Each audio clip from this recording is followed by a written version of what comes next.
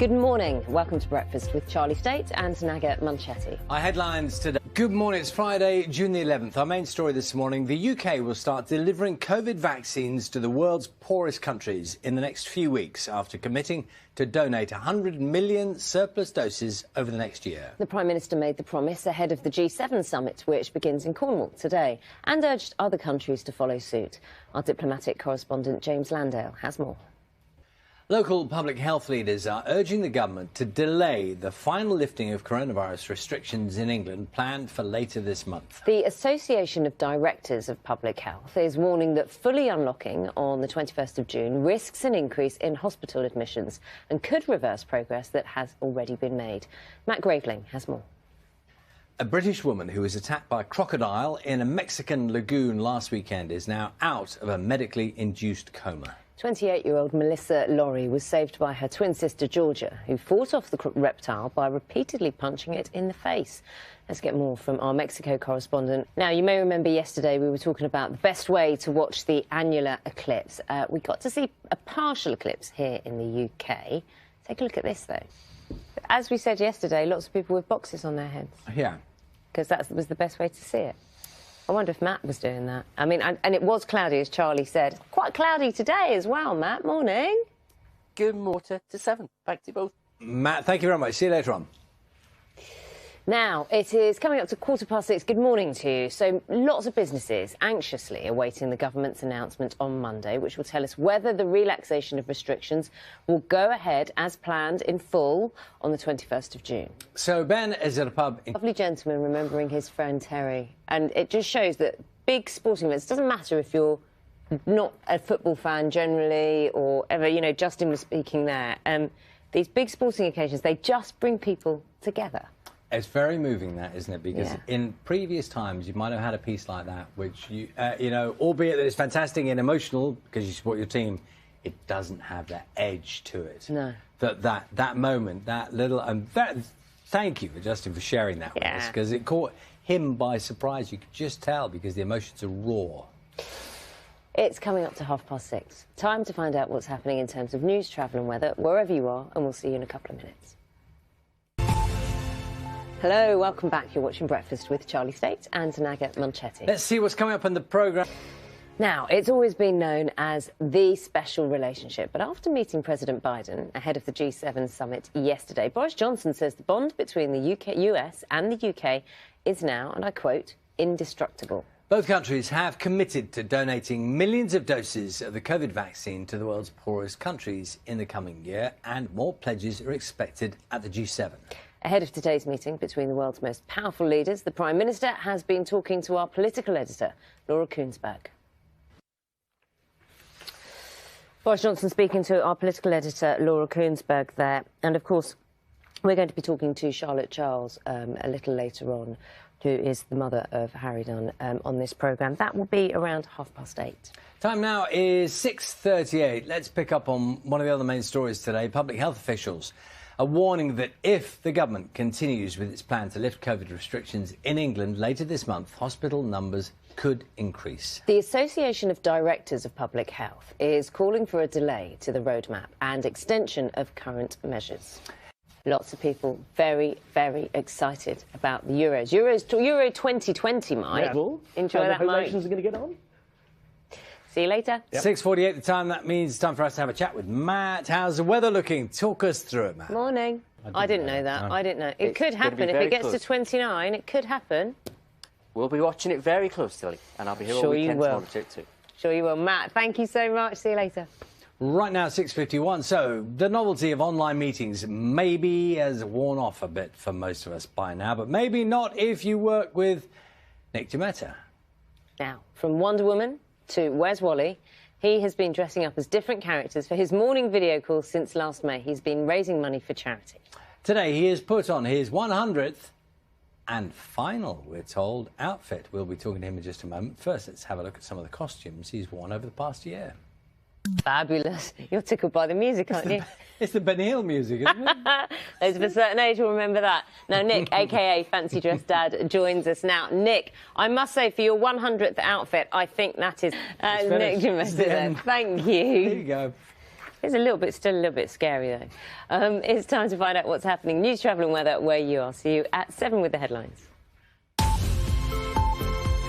Good morning, it's Friday, June the 11th. Our main story this morning, the UK will start delivering COVID vaccines to the world's poorest countries in the next few weeks after committing to donate 100 million surplus doses over the next year. The Prime Minister made the promise ahead of the G7 summit, which begins in Cornwall today, and urged other countries to follow suit.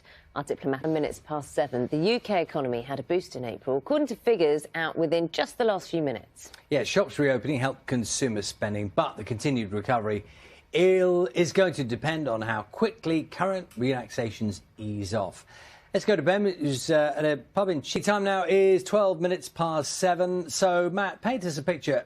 In the northwest, it's sort of warm and sort of cloudy. It's a curious kind of weather right now. It was like that with Ben as well in Chiswick, wasn't it, as well? It is really... Makes a change, doesn't it? The furthest I've travelled as Shadow Foreign Secretary in football. It's exciting to be out and about again, but I'm quite looking forward to the day that I can go abroad and start meeting some leaders. Yeah, well, we've got the leaders here at the moment with the G7. Of course, that begins today. And one of the things coming out of that is this 100 million vaccines going out as a surplus as part of this COVAX project. What would Labour have offered? The idea of vaccinating over the next year. Our political correspondent, Adam Fleming, was saying earlier that there have been complaints or concerns by countries saying, we need the vaccine now. But you agree with Boris Johnson's strategy, this government... It is interesting seeing just how small places are being affected. And I know locals have been quite upset about it to a degree. So, yes. So all eyes on G7. We've all done it. Me more than to be honest. I've done that more often than most. But you know, it's actually quite... Because obviously, you know, Dan and Lou at the start of the week, we're here at this end of the week.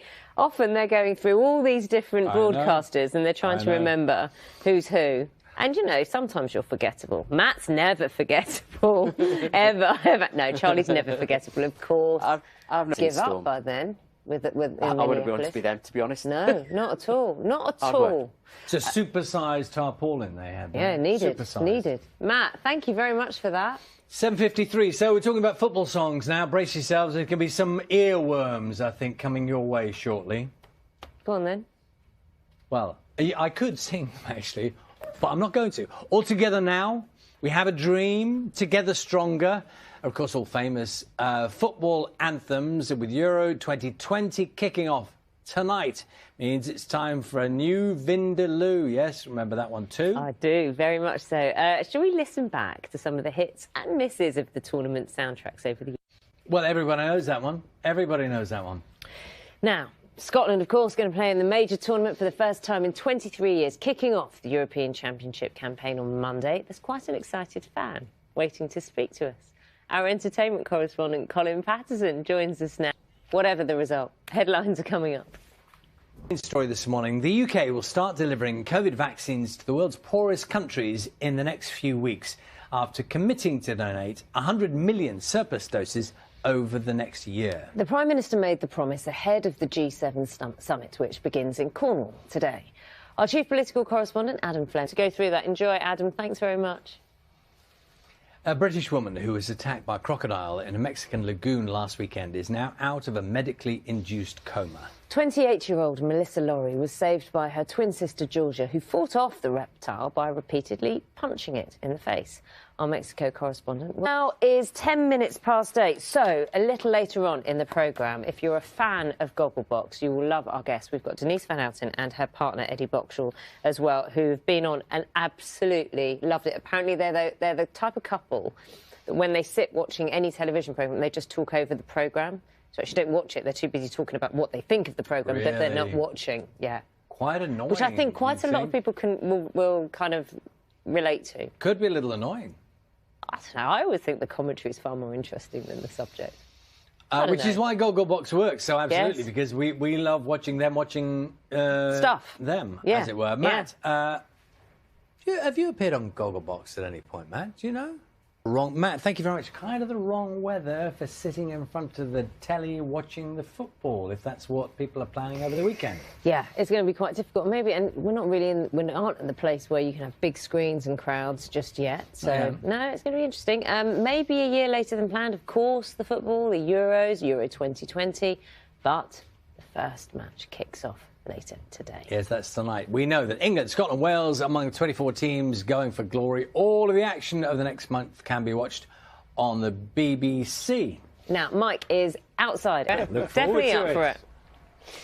Now, it is 26 minutes past 8. Many businesses are anxiously awaiting the government's announcement on Monday about whether the relaxation of restrictions will go ahead as planned on the 21st of June. Yeah, so Ben's at a pub in Chiswick for beginning of next week. Thank you.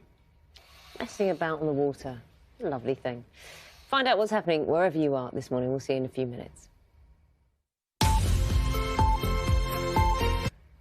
Well, I can honestly say that there's never a time when you're presenting this programme when I'm not amazed by people's ability to kind of talk through grief as she was then. And yeah, we will, of course, follow the campaign and see what happens next.